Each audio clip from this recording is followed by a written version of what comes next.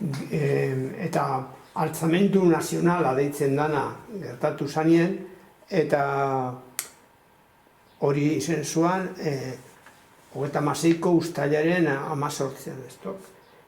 Otxandiño mendik bertan jak, zenbat, 3 kilometro terdira.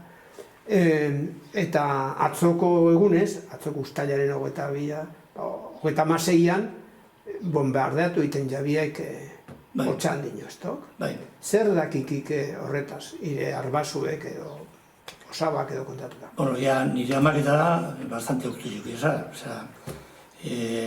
Amak urtu esara, 18 urtua, 18 urtu juki esara. Orduen, ondoa gortzen duzak. Batez be, jokoat bat, bertan egon zana bombardeo egin. Eta zua, Tio Bitor, obispo izen zana gero. Bera, seminaristi izua, eta bakazin dutan etxin zoa. Egun hortan, egunero guten zana moruen, mesetak unzua, Otxandioa.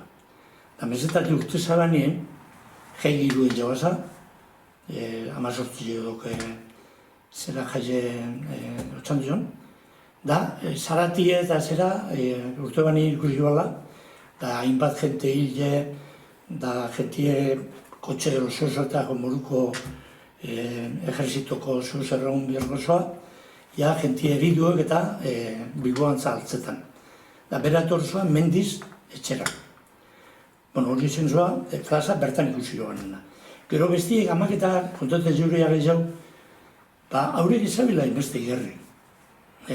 Frantiga gero behatu zoa gombiletzetik arantza, mendizen jainjo eta albinean, hemen bai, ejerzitu mogiten zela, gobernu baskukue otuber arte zoa zertu, otuberin batien hartu zoa autonomizia, eta gero voluntario egin zelan gertatu zen gudarizek, eta haurek gerrera zerik itxokia.